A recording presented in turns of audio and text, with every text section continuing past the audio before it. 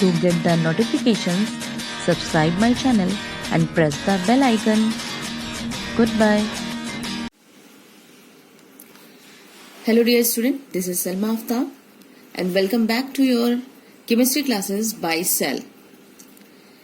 And today we are going to discuss a very important chapter, that is your organic chemistry. Organic chemistry का बहुत ज़्यादा important chapter है और आज हम वही start करने वाले हैं. As you can see the definition I have written here, organic chemistry is a special branch of chemistry which deals with the study of compounds of carbon. ठीक है, ऑर्गेनिक केमिस्ट्री वो केमिस्ट्री का branch है जहां पर specially we just study about the carbon other than the carbonates, bicarbonates, oxides of carbon and cyanides etcetera. ये सारे compounds के अलावा जो हम पढ़ते हैं that is your organic chemistry. पहले तो ये समझो कि ऑर्गेनिक केमिस्ट्री के कितने पार्ट्स है. आप लोग को ये इन्फॉर्मेशन है, नॉलेज है कि केमिस्ट्री के कितने पार्ट्स है. फर्स्ट ऑफ ऑल देखो एक छोटा सा वो बना देते हैं so that you can understand easily. Chemistry है, ठीक है, केमिस्ट्री के अपने कितने ब्रांचेस है? 3 ब्रांचेस है जो अभी है. फिर आगे हायर क्लासेस में एज वी जस्ट इंटर तो उसमें और क्लासिफिकेशन हो जाती है. लेकिन अभी फिलहाल के लिए इतना जानो कि we have 3 broad classification, that is your inorganic chemistry, inorganic chemistry, ठीक है, देन ऑर्गेनिक केमिस्ट्री. ये तुम लोगों को पता होना चाहिए क्योंकि अब आप लोग क्लास 10th में आ चुके हो. क्लास 10th, 11th, 12th यहीं से क्लासिफिकेशन होनी शुरू हो जाती है. आप लोगों के जो सिलेबस है वो चैप्टर्स की भी क्लासिफिकेशन हो जाती है. ठीक है, अलग अलग डिवाइड हो गया है. Inorganic, organic and then physical chemistry. ठीक है, तो इनऑर्गेनिक केमिस्ट्री, ऑर्गेनिक केमिस्ट्री और फिजिकल केमिस्ट्री. टुडे जो हम पढ़ने जा रहे हैं that is your organic chemistry. Organic chemistry. Physical chemistry में मोस्ट पार्ट आपके न्यूमेरिकल्स होते हैं. ऑर्गेनिक केमिस्ट्री में हम ऑर्गेनिक कंपाउंड्स की स्टडी करते हैं और इनऑर्गेनिक में हम पीरियोडिक टेबल से रिलेटेड जितनी भी उसकी सारी फीचर्स है, कैरेक्टरिस्टिक्स है और मेटल्स है, नॉन मेटल्स है, वो सारी डिस्कशन करते हैं हम लोग. किसमें? इनऑर्गेनिक केमिस्ट्री में. तो ऑर्गेनिक केमिस्ट्री वही है. Organic chemistry is a special branch of chemistry, is a special branch of chemistry which deals with the study of compounds of carbon. Organic में भी बहुत सारी क्लासिफिकेशन होगी. अभी हम लोग एक एक करके सारी चीजों को डिस्कशन करेंगे. ठीक है, तो अब हम आ जाते हैं ऑर्गेनिक केमिस्ट्री में. ठीक है, ऑर्गेनिक केमिस्ट्री. तो ऑर्गेनिक केमिस्ट्री है क्या? यही चीज है कि ब्रांच, ये सिंपल, ये तो डेफिनेशन हो गई. ठीक है, बट अभी चैप्टर को समझने के लिए हमें बहुत कुछ समझना है इसको. अब अगर ओल्ड कंसेप्ट अगर हम समझें ऑर्गेनिक केमिस्ट्री को, पुराने टाइम में ऑर्गेनिक केमिस्ट्री को कहा जाता था ओल्ड टाइम, ओल्ड कंसेप्ट. इसका न्यू कंसेप्ट भी अभी हम पढ़ेंगे. ओल्ड कंसेप्ट ये कहा गया है ऑर्गेनिक केमिस्ट्री को कि it is pertaining to life. ठीक है, ओल्ड कंसेप्ट यही है, pertaining, it is pertaining to life. ठीक है, ऑर्गेनिक केमिस्ट्री को पर्टेनिंग टू लाइफ मतलब कि ऐसी चीज जो लाइफ से रिलेटेड है उसको हम लोग कह रहे हैं ऑर्गेनिक. ठीक है, ऑर्गेनिक जो लाइफ से रिलेटेड है, जो लाइफ से रिलेटेड है उसको हम लोग कह रहे हैं कि ऑर्गेनिक. अच्छा, तो ऑर्गेनिक अगर सिंपल वे में, सिंपल टर्म में समझो कि each and every living component, each and every living component contains an organic compound. वो सोर्स भी ऑर्गेनिक ही है. जितने भी लिविंग ऑर्गेनिज्म है सबके अंदर जो चीजें पाई जाएंगी दैट इज योर ऑर्गेनिक. या हम ये कह सकते हैं ऑर्गेनिक, जितनी भी लिविंग ऑर्गेनिज्म है दे आर ऑर्गेनिक. ठीक है, तो इसीलिए ओल्ड कंसेप्ट यही कहा, ओल्ड कंसेप्ट में कहा गया था कि it is pertaining to life. ठीक है, लाइफ से रिलेटेड समथिंग है जो जिसको हम लोग कह रहे हैं ऑर्गेनिक. ठीक है, अब लेकिन अब जैसे जैसे स्टडीज बढ़ती गई, डिस्कवरीज होती गई, ठीक है, स्टडी किया गया, डिस्कवरीज साइंस में होती चली गई। तो वहां पे सबसे पहले जो साइंटिस्ट आए that is our Lavoisier. Scientist का कंसेप्ट समझो, ठीक है। हम लोग अब आ गए हैं इंट्रोडक्शन पार्ट में, ऑर्गेनिक के इंट्रोडक्शन पार्ट में। नोट करते जाओ, साथ में नोट्स बनाते जाओ, ठीक है। ऑर्गेनिक के इंट्रोडक्शन पार्ट में the first scientist that is your Lavoisier. Lavoisier ने क्या कहा? लेवोजियर, साइंटिस्ट लेवोजियर के बारे में पता है कुछ?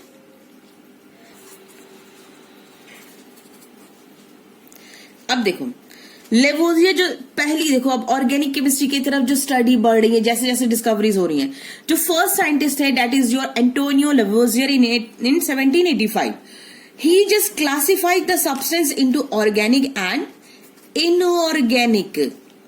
इनऑर्गेनिक, देखो जब कोई डिस्कवरी होती है ना, जो पहला डिस्कवरी की जाती है, पहली जो डिस्कवरी है दैट इज वेरी इंपॉर्टेंट। बाद में तो सब उसके डायरेक्शन पे चले चलते हैं, आप उस पर डिस्कवरी करना शुरू कर दे, लेकिन जो इनिशियल जो स्टेप होता है ना, इनिशियल स्टेप जो लिया जाता है किसी भी तरफ आगे बढ़ने के लिए, दैट इज वेरी इंपॉर्टेंट। और वो एंटोनियो लेवोजियर ने लिया कि अच्छा ऐसी भी हम लोग के अर्थ पे ऐसी भी सब्सटेंसेस है which can be divided into organic and inorganic.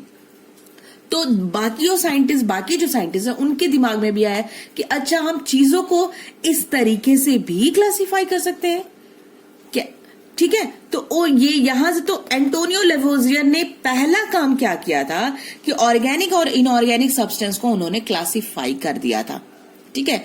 तो ऑब्वियसली तो that's why he is called as the father of chemistry. ये हमेशा याद रखना कि उन्होंने केमिस्ट्री में बहुत इंपॉर्टेंट रोल प्ले किया है, and that's why he is called as the father of chemistry, ठीक है। तो ये पहली क्लासिफिकेशन किसने किया? लेवोजियर ने in 1785। After then the scientist Berzelius, हालांकि उनकी थ्योरी गलत हो गई थी, लेकिन ऑब्वियस सी बात है कि इन्होंने केमिस्ट्री के रिस्पेक्ट में, केमिस्ट्री की फील्ड में डिस्कवरीज की हैं, स्टडी किया है। उन्होंने क्या कहा था ऑर्गेनिक केमिस्ट्री के लिए क्या कहा था कि एक कोई फोर्स है, वाइटल फोर्स थ्योरी। वाइटल, इन्होंने एक वो थ्योरी दी थी that is vital force theory. बहुत इंपॉर्टेंट थी ये वाइटल, उस टाइम में बहुत अच्छा लग रहा था ये कि अच्छा ऐसी कोई वो है वाइटल फोर्स थ्योरी। उसके अकॉर्डिंग ये था, ठीक है, according to the vital force theory. और ये दिया किसने था? बर्जीलियस ने दिया था, ठीक है। वाइटल फोर्स थ्योरी बहुत इंपॉर्टेंट है ये इसलिए इंपॉर्टेंट है कि पहला थ्योरी दिया गया था in the field of organic chemistry. पहली थ्योरी दी गई थी और सब लोगों ने उस टाइम बहुत ज्यादा अप्रिशिएट किया गया था। और उसके अकॉर्डिंग, वाइटल फोर्स थ्योरी के अकॉर्डिंग ये था कि कोई ऐसी फोर्स है, नेचुरल फोर्स है, ठीक है। वाइटल फोर्स थ्योरी जो था कि कोई ऐसी नेचुरल फोर्स है जिसके through organic compounds are made, ठीक है। तो vital force was necessary to produce organic compounds and the synthesis of these compounds are not possible in laboratory. ये उनका कहना था कि एक फोर्स है जिसके वजह से वो खुद ब खुद ऑर्गेनिक कंपाउंड्स बनते हैं, but they are not synthesised, they can not be synthesised in the laboratory. ये इंपॉर्टेंट था उनके लिए कि ऑब्वियस कि ऑर्गेनिक कंपाउंड जितने भी हैं, ठीक है, ऑर्गेनिक कंपाउंड जितने भी है उनको आर्टिफिशियली नहीं बनाया जा सकता है, ना ही उनको लैब में प्रिपेयर किया जा सकता है। बस एक फोर्स है जो नेचुरल फोर्स है, उसके थ्रू ही ऑर्गेनिक कंपाउंड्स बन सकते हैं, ठीक है। क्योंकि ऑर्गेनिक कंपाउंड्स क्या थे? मेनली जितने भी लिविंग ऑर्गेनिज्म है उनमें वो ऑर्गेनिक कंपाउंड्स पाए जाते थे, ठीक है। उन लिविंग ऑर्गेनिज्म में ही वो कंपाउंड्स पाए जाते थे। तो उनके कहने का मतलब यही था कि वाइटल फोर्स थ्योरी वही थ्योरी है कि अब अगर लिविंग ऑर्गेनिज्म में पाए जाने, it means it is not possible to synthesise the compound in the laboratory. ये उनकी थ्योरी थी बर्जीलियस की। ठीक है, ये बर्जीलियस की थ्योरी समझ में आई। अब बर्जीलियस के बाद लेकिन एक साइंटिस्ट और आए जिनका नाम था फ्रेडरिश होलर। फ्रेडरिश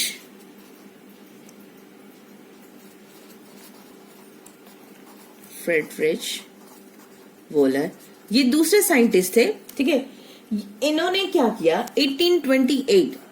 ठीक है, अच्छा एक चीज और है कि ईयर लर्न करना ज्यादा इंपॉर्टेंट नहीं है, लेकिन अगर आप लर्न कर लोगे तो that is well and good. ठीक है, बहुत ज्यादा इंपॉर्टेंट नहीं है, बट अगर याद कर लिया तो बहुत अच्छी बात है।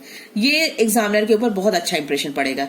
तो अगर बेहतर होगा कि ये नोट करते जाओ। 1785, 1800 एंड 1828 बहुत ज्यादा मुश्किल नहीं है, एक कंटिन्यूअस मैनर में लिखोगे तो you can learn easily. No, Friedrich Wohler ने क्या किया, इन्होंने इनकी थ्योरी को बहुत अच्छे से प्यार से इनकी थ्योरी को रॉन्ग प्रूफ कर दिया। ठीक है, बहुत आराम से उन्होंने किया। उन्होंने किया क्या एक्चुअली में, उन्होंने कर दिया ऐसा काम, इनके अकॉर्डिंग ये था कि लेबोरेटरी में प्रिपेयर कर नहीं सकते। और इन्होंने क्या किया कि ठीक है आपने कह दिया नहीं, प्रूफ नहीं हम बना सकते हैं ऑर्गेनिक कंपाउंड्स लैब में, हम बनाकर दिखाते हैं। बड़े अच्छे से उन्होंने क्या किया, उनके थ्योरी को कर दिया प्रूफ गलत। ठीक है, ऐसा क्या प्रिपेयर कर दिया उन्होंने, एक्चुअली में प्रिपेयर कर दिया यूरिया को प्रिपेयर किया by using ammonium cyanate. Ammonium cyanate का फॉर्मूला पता है, NH4, ये हो गया एमोनियम एंड हो गया ये साइनेट। एमोनियम साइनेट को जैसे ही उन्होंने हीट प्रोड्यूस करवाया, ठीक है, ये हीट का सिंबल है। ठीक है, एमोनियम साइनेट को जैसे ही हीट करवाया तो वो बन गया हमारा ये NH4 है।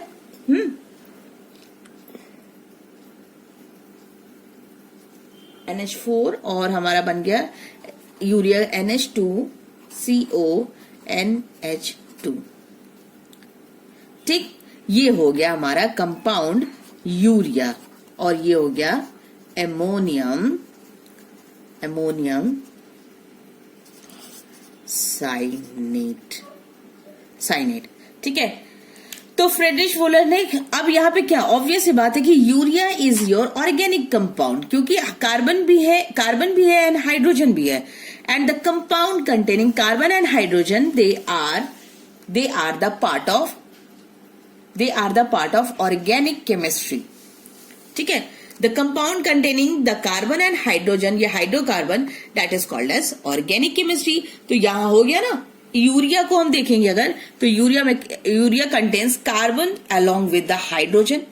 ठीक है, तो दिस इज योर यूरिया, और यूरिया उन्होंने लैब में प्रिपेयर करके दिखा दिया। That's why the vital force theory prove to be wrong, कि ऐसा कोई नेचुरल फोर्स नहीं है कि हम ऑर्गेनिक कंपाउंड तो लैब में प्रिपेयर नहीं कर सकते हैं, सिर्फ ये नेचुरल फोर्स के थ्रू ही प्रिपेयर हो सकता है। और कुछ साइंटिस्ट आए जो, आप देखो फ्रेडरिश वोलर ने उनको प्रूफ कर दिया रॉन्ग की। ठीक है, अब उसके बाद में कुछ और साइंटिस्ट भी उनके पीछे पीछे चल पड़े कि चलो भैया इन्होंने फ्रेडरिश वोलर ने इतना बड़ा काम कर दिया है तो चलो हम भी कुछ प्रिपेयर कर ही लेते हैं, कुछ केमिस्ट्री के फील्ड में अपना नाम कमा ही लेते हैं। तो उसके बाद में आए एक साइंटिस्ट कॉल्बे, नोट कर लो उसको भी, छोटे छोटे टर्म में नोट कर लो, तो पता है ये स्टडी तुम्हारी इंटरेस्टिंग लगेगी।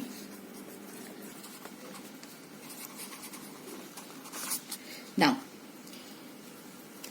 अब कॉल्बे ने क्या किया था, कॉल्बे ने किया 1845 में उन्होंने लैब में प्रिपेयर करवा दिया एसिटिक एसिड, ये भी अपने आप में बहुत इंपॉर्टेंट था। ठीक है, तो ये भी ऑर्गेनिक कंपाउंड था। बर्थलेट ने क्या किया, मीथेन गैस को लैब में प्रिपेयर करवा दिया इन 1856। तो अब वहां से एक क्या कह सकते हैं, एक सिलसिला, एक कंटिन्यूएशन चल पड़ा कि लैब में we can prepare many organic compounds. ठीक है, लैब में सारे ऑर्गेनिक कंपाउंड्स प्रिपेयर होने लगे।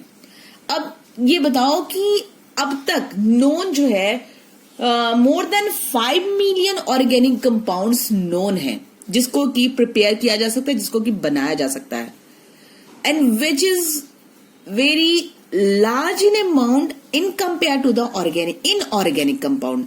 मतलब ऑर्गेनिक कंपाउंड्स की इतनी सारी वैरायटी है जो कि इनऑर्गेनिक में नहीं है।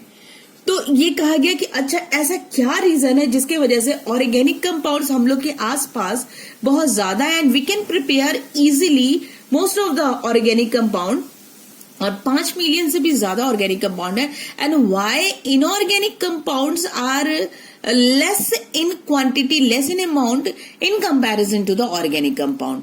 तो यहां पे आती है एक रीजन आती है कि इतने ज्यादा अमाउंट में ऑर्गेनिक कंपाउंड एटमॉस्फेयर में क्यों है, और क्यों इतने ऑर्गेनिक कंपाउंड्स इतने लार्ज अमाउंट में बन जाते हैं, इतने लार्ज अमाउंट में क्यों बन जाते हैं। तो रीजन ये है due to the unique characteristics of carbon, क्योंकि ऑर्गेनिक केमिस्ट्री जो है, ऑर्गेनिक कंपाउंड्स है, it is the study of carbon and hydrogen और कार्बन की स्टडी को हम लोग हाइड्रोकार्बन कहेंगे, और वो हाइड्रोकार्बन से ही सारी अपनी कंपाउंड्स बन रहे हैं। तो रीजन यही है कि कार्बन की जो यूनिक कैरेक्टरिस्टिक्स है, that's why we are able to prepare and that's why we just found a huge variety of organic compounds in our atmosphere. ठीक है, तो पहला रीजन क्या है, tetravalency of the carbon atom, tetravalency, carbon की tetravalency, first point which I have noted in the spiral copy, and second one is your catenation है, ठीक है, and third one is your formation of multiple bond which we will discuss one by one, and fourth one is your isomerism. ठीक है, isomerism, and these 4 points are very much important. ठीक है, ये बहुत ज्यादा इंपॉर्टेंट है क्योंकि यहीं से आप लोग की क्या होगी, स्टार्ट हो जाएगी, बेस स्टार्ट हो रही है ऑर्गेनिक केमिस्ट्री की। और ऑर्गेनिक केमिस्ट्री को हम बार बार कह रहे हैं कि अच्छे से पढ़ो, अच्छे से समझो, क्योंकि 11th में और 12th में बहुत ज्यादा ऑर्गेनिक केमिस्ट्री टफ हो जाती है और बच्चे क्या होते हैं, फिर कंफ्यूज होने लगते हैं, बहुत ज्यादा भागने लगते हैं इस टॉपिक से, ऑर्गेनिक से। इनऑर्गेनिक और फिजिकल तो पढ़ डालते हैं, रट डालते हैं कोई तरीके से करके, लेकिन एग्जाम में ऑर्गेनिक में फंस जाते हैं और बहुत ज्यादा वो फिर प्रॉब्लम क्रिएट करता है। क्यों, और ऑर्गेनिक केमिस्ट्री अभी अगर स्ट्रांग नहीं रहेगी तो 12th में पक्का फंसने वाले हो, ये बता दे रहे हैं हम। अभी से नोट डाउन कर लो कि 10th की जो बेसिक्स ऑर्गेनिक है उसको अच्छे से पढ़ डालो, और यही तुम्हारा बेस स्टार्ट है। ये आज से ऑर्गेनिक की बेस स्टार्ट हो रही है। ठीक है, तो अब फर्स्ट पॉइंट आ जाते हैं, टेट्रावैलेंसी। अच्छा ये बताओ, कार्बन का एटॉमिक नंबर क्या, what is the atomic number of carbon? Carbon की एटॉमिक नंबर है 6। ठीक है, and how just we note down the electronic configuration, 2 4, यही है 2 4। अब जरा इसकी हम वो इलेक्ट्रॉनिक कॉन्फ़िगरेशन, इसको हम ऑर्बिटल डायग्राम उसमें बनाते हैं हम लोग।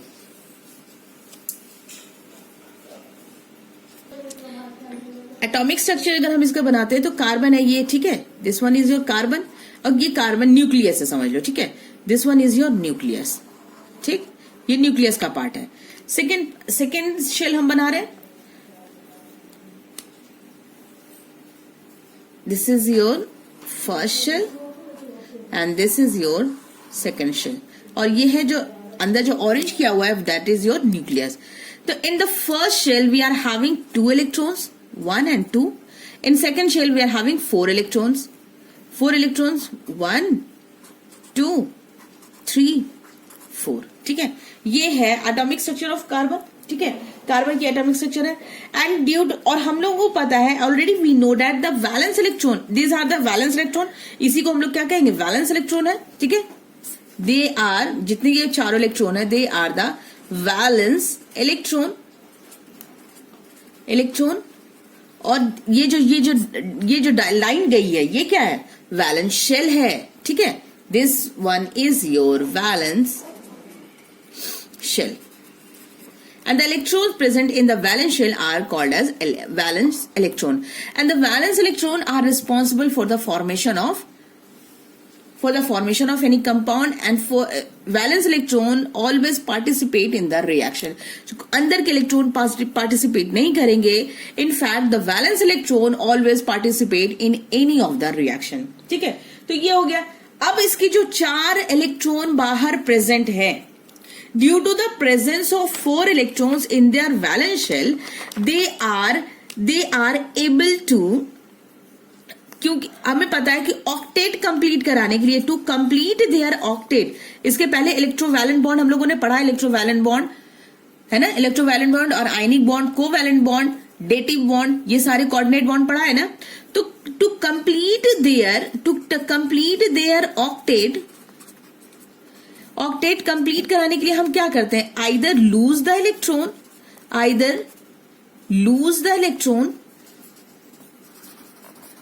इलेक्ट्रॉन और गेन द इलेक्ट्रॉन, ठीक है, यही तो करते हैं। तो वैसे कंपाउंड को हम लोग क्या कहते हैं, आयनिक कंपाउंड कहते हैं। तो आयनिक कंपाउंड कौन लूज और गेन करता है, मोर देन 4। अगर मोर, याद है ये सारी चीजें, कंडीशन याद है, मोर देन अगर 4 इलेक्ट्रॉन है तो वो क्या करेगा, इट विल, अगर 4 से ज्यादा इलेक्ट्रॉन है, यानी कि 4 से ज्यादा इलेक्ट्रॉन है, यानी कि 5 होगा, 6 होगा, 7 होगा, तो वो क्या करेगा, इट विल गेन करेगा इलेक्ट्रॉन को, याद था। और अगर लेस देन 4 होगा तो क्या करेगा, लेस देन 4 अगर इलेक्ट्रॉन है तो कितना होगा, सपोज 1 हो सकता है, 2 हो सकता है, 3 हो सकता है, तो वो क्या करेंगे, दे विल लूज इलेक्ट्रॉन। ये दो कंडीशन याद है, मोर देन 4 है तो गेन करेगा, लेस देन 4 है तो वो क्या कर जाएंगे, अपना इलेक्ट्रॉन को लूज कर जाएंगे। नाउ यहां आती है कार्बन की important property, that carbon has the unique property, carbon के पास है 4 वैलेंस इलेक्ट्रॉन, ठीक है, ये इलेक्ट्रॉन का शॉर्ट में सिंबल है, ठीक है, इसको भी नोट कर लो कि इसको इलेक्ट्रॉन का, क्योंकि इलेक्ट्रॉन के ऊपर नेगेटिव चार्ज होता है, ठीक है। तो कार्बन के पास 4 वैलेंस इलेक्ट्रॉन है, that's why neither it loose the electron nor it will gain the electron, ना वो लूज करेगा ना वो गेन करेगा। So always they will share,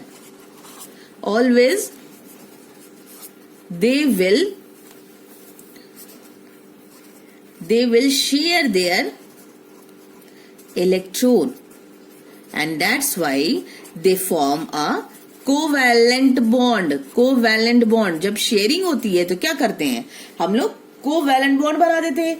तो कार्बन की इसी नेचर की वजह से वो क्या कर जाते हैं, हमेशा क्या करते हैं, वो शेयरिंग कर लेते हैं, और शेयरिंग करने की वजह से उनके पास बहुत सारे ह्यूज पॉसिबिलिटीज हो जाती हैं शेयरिंग करने की वजह से। तो due to its tetravalency they form a large amount of compounds. Now next important property is your catenation, और एक तो पहला हो गया हम लोगों का टेट्रावैलेंसी या टेट्राकोवैलेंसी, ठीक है। नेक्स्ट इज योर कैटिनेशन, और ये एग्जाम में बहुत ज्यादा क्वेश्चन आता है। Catenation, what is catenation, definition of catenation या unique property of the carbon so that they form a large amount of compounds.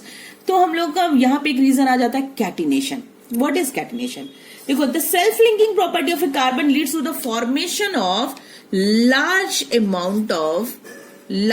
Amount या large varieties of compounds. Organic compounds लिख लेते हैं, ठीक है, शॉर्ट में ऑर्गेनिक कंपाउंड्स।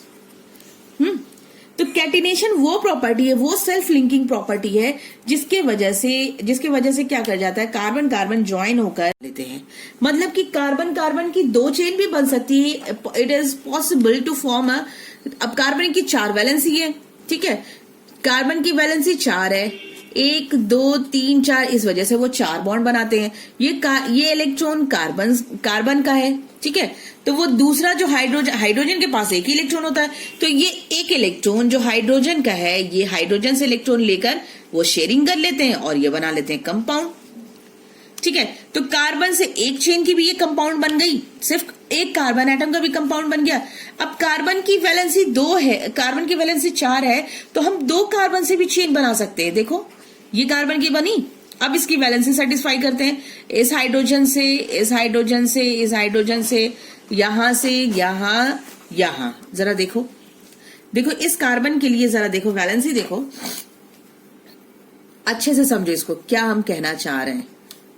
कार्बन, ये भी कार्बन, ठीक है। अब जरा देखो, कार्बन की वैलेंसी 4 है, हर जगह कार्बन की वैलेंसी 4 बनेगी, यानी कि कार्बन का बॉन्ड जो होगा हमेशा इट विल फॉर्म 4 बॉन्ड्स।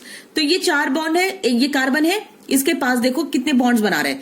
ये कार्बन एक इधर इस हाइड्रोजन से, एक इस हाइड्रोजन से, एक इस हाइड्रोजन से, एक बॉन्ड कार्बन से ज्वाइन हो रहा है। तो टोटल इस कार्बन के लिए 4 वैलेंसी अब भी सेटिस्फाई है, उस रूल को फॉलो कर रहे, सेटिस्फाई है। Now come to this carbon atom के लिए देखो, ये एक हाइड्रोजन, ये एक हाइड्रोजन, ये एक हाइड्रोजन, से कंबाइन है, तो ये 3 वैलेंसी तो हाइड्रोजन से सेटिस्फाई है, और ये एक जो बॉन्ड है it is satisfied through the carbon atom. ठीक है, तो देखो ये वैलेंसी अब भी डिस्टर्ब नहीं हुई है, वैलेंसी अब भी डिस्टर्ब नहीं हुई है, तो ये क्या बना दे रहा है, इसके वजह से कार्बन कैटिनेशन की वजह से ये क्या, कार्बन की एक कार्बन एटम की चेन भी बन सकती है, 2 कार्बन एटम की चेन बन सकती है, और ये कार्बन एटम और भी लंबी चेन बनती चली जाएगी, और भी चेन जितनी लंबी करनी चाहेंगे हम चेन को बना सकते हैं, 1 2 3 4 5 6, चलो ये लंबी सी चेन बना देते ताकि सो डेट अब भी देखना कि हर कार्बन की वैलेंसी अब भी सेटिस्फाई रहेगी, कोई चेंज नहीं आएगा, कोई डिस्टर्ब नहीं होगा, कोई ना कार्बन डिस्टर्ब होगा ना हाइड्रोजन डिस्टर्ब होगा। जरा देखो, काउंट करो इसको, ये कार्बन है, इस कार्बन के लिए काउंट करो जरा जल्दी से, इस कार्बन के लिए 1 2 3 4 बॉन्ड ये सेटिस्फाई है, इस कार्बन के लिए 1 2 हाइड्रोजन से 2 कार्बन कार्बन बॉन्ड से, इस कार्बन के लिए 2 हाइड्रोजन से और 2 कार्बन कार्बन के बॉन्ड से, इस वाले लास्ट को भी देखो एक कार्बन से और 3 ये हाइड्रोजन से सेटिस्फाई है, यानी कि each and every carbon is having its 4 bond, और हाइड्रोजन हमेशा एक बॉन्ड बना रहा है, हमेशा हाइड्रोजन एक ही बॉन्ड बनाएगा, बिकॉज उसके पास एक इलेक्ट्रॉन है ही है, तो ऑब्वियस ही बात है कि वो एक ही बॉन्ड बनाने की कैपेसिटी रखता है। ठीक है, तो ये कैटिनेशन प्रॉपर्टी, और एक चीज बता रहे, ये कैटिनेशन, ये जुड़ने की ये टेंडेंसी जो है कार्बन कार्बन की, इसी वजह से एक इंपॉर्टेंट प्रॉपर्टी है कार्बन की, due to the catenation the living organism has the tendency to grow, वो ग्रो करती है, बढ़ती है। देखो प्लांट्स भी ग्रो करेंगे, ठीक है, प्लांट्स भी ग्रो करते हैं, फिर क्या, एनिमल्स भी ग्रो करेंगे, ह्यूमन बींग्स भी ग्रो करेंगे, ठीक है, और क्या क्या ग्रो करते हैं, इंसेक्ट्स भी, जितने भी लिविंग ऑर्गेनिज्म है भाई, अब उसमें क्या क्या ऐड करें, क्या क्या हम उसमें काउंट करवाएं, जितने भी लिविंग ऑर्गेनिज्म हैं, क्योंकि पहले हमारी बॉडी में जो हम लोग की ये जो स्किन है, ये सारी चीजें हैं, everything is composed of carbon, मतलब कार्बन मेन इंपॉर्टेंट चीज है, ठीक है, वैसे है तो और भी सारी चीजें, but carbon is the main constituent. ठीक है, तो कार्बन अब अगर हमारी बॉडी में बिल्कुल स्टार्टिंग इनिशियल स्टेज पे है, तो कार्बन की छोटी सी चेन है, एंड देन वो थोड़ा सा और ग्रो किया तो वो हो गया इसमें और कार्बन की चेन और बड़ी हो गई, फिर धीरे धीरे हमारी बॉडी ग्रो कर रही है, कार्बन की चेन और बड़ी हो गई, तो that's why due to the catenation the organic compounds all the living organism has a unique property to grow. ठीक है, इसी वजह से वो लोग क्या करते हैं, ह्यूमन बींग्स जितने भी हैं, जितने भी living organism they just grow. अब कार्बन की कैटिनेशन की प्रॉपर्टी की वजह से ये स्ट्रेट चेन भी बनाएंगे, ठीक है, स्ट्रेट चेन की एग्जांपल तो हम इसी को ले लेते हैं, ठीक है, स्ट्रेट चेन भी बनाएंगे ड्यू टू द कैटिनेशन। ये हो गया अबव एग्जांपल, इसको हम लोग मान लेते हैं ए है, a is your example, straight chain भी बनाएंगे, ठीक है, and then they form a branch chain also, branch chain पे भी आ जाते हैं कि due to the catenation they are able to form a branch chain. Branch chain कैसे बनाएंगे, चलो बना लेते हैं, इसी को देखकर बना लेते हैं, ठीक है, इसी से रिलेटेड। अगर suppose we are having a carbon, और देखो वैलेंसी सेटिस्फाई करो, बाकी अपने आप सब बन जाएगा, ये कार्बन कार्बन कार्बन, ठीक है, इतना ही कार्बन रखो, ठीक है। अब यहाँ पे हम एक और कर ले, ज्यादा बेटर है। अब यहां से भी एक कार्बन अटैच हो गई, यहाँ पे भी एक कार्बन अटैच हो गई, ये हो गई ब्रांचिंग। अब चलो अब सबको हम सेटिस्फाई करवा देते हैं हाइड्रोजन से, कार्बन की वैलेंसी 4 है, चलो 4 हाइड्रोजन उसको अटैच करवा देते हैं। हमें बॉन्ड को काउंट करना है, बॉन्ड 4 होने चाहिए कार्बन के, बस चाहे जैसे भी हो, चाहे वो कार्बन से बॉन्ड, अब देखो इसको 1 2 3 4 हो गया, इस कार्बन के लिए चारों बॉन्ड कंप्लीट है, देखो 1 2 3 4, तो we don't have to add hydrogen here, यहाँ पे हाइड्रोजन हमें ऐड करने की जरूरत नहीं, because already we have 4 bond, ठीक है, ये चीज ध्यान रखना। नाउ मेक श्योर यहाँ पे 2 बॉन्ड है, यहाँ पे 2 बॉन्ड है, तो यहाँ पे हम क्या कर देंगे, 2 हाइड्रोजन से सेटिस्फाई कर देंगे, now it is having 4 bond, और ये सेटिस्फाई हो गई। Now come to the last one, इसके लिए जरा देखो, एक यहाँ पे कार्बन से अटैच है, एक बॉन्ड कार्बन से अटैच है, तो 3 बॉन्ड हम हाइड्रोजन से सेटिस्फाई करवा के इसकी वैलेंसी को हम क्या कर दिए, कंप्लीट कर दिए। Now come to this carbon atom, यहाँ पे एक कार्बन से अटैच है, तो 3 हम हाइड्रोजन से अटैच करा के इसको फिनिश कर दिए, ठीक है। नाउ अब देखो कैलकुलेट करो, 1 2 3 4, इसके लिए भी यही कर दो, 1 2 3 और ये हो गई, तो ये ब्रांच चेन बन गई। अब बिना वैलेंसी डिस्टर्ब किए हुए थर्ड हम आ जाते हैं। थर्ड है that is your cyclic chain. Cyclic chain भी बनती है इसी के कैटिनेशन के थ्रू, ठीक है। साइक्लिक चेन में अब अगर हम चेन को, ये ब्रांच अगर बना है, अगर हम इसको साइक्लिक चेन करते तो क्या बन नहीं जाएगा? बहुत आसानी से बन जाएगा। Suppose we are having carbon यहां, ठीक है ना, ये कार्बन है, फिर इससे एक और कार्बन अटैच कर दिया, एक और कार्बन अटैच कर दिया, अब इससे हम कर देते हैं एक और कार्बन अटैच, एक और, ये बड़ा अच्छा सा डिजाइन बनेगा, देख लेना ये, ठीक है। ये हो गया, चलो 6 कार्बन बना लिया हम लोगों ने, C6, ठीक है। अब इसको हम क्या कर देते हैं, इसको हाइड्रोजन से सेटिस्फाई कर देते हैं, तो ये साइक्लिक चेन बन जाएगा हम लोगों का। तो इस कार्बन के लिए 2 बॉन्ड तो ऑलरेडी बना हुआ है, ठीक है। हमें 4 वैलेंसी कंप्लीट करानी है इस कार्बन के लिए, तो 1 2 3 4, ये 2 हाइड्रोजन यहां अटैच हो गया। इस कार्बन के लिए 1 2 3 4 यहां हाइड्रोजन हो गया, ठीक। इस कार्बन के लिए 1 2 2 कार्बन इधर से अटैच है, 2 बॉन्ड इसका ऑलरेडी कंप्लीट है, 2 बॉन्ड हम इधर कंप्लीट करा दिए, ठीक है भाई, कर दिया। अब ये भी देखो यहां पे भी कंप्लीट है, तो ऐसे 2 हाइड्रोजन यहां अटैच हो जाएगा, हो गया। इन द सेम वे देखो क्या किसी की वैलेंसी डिस्टर्ब हुई?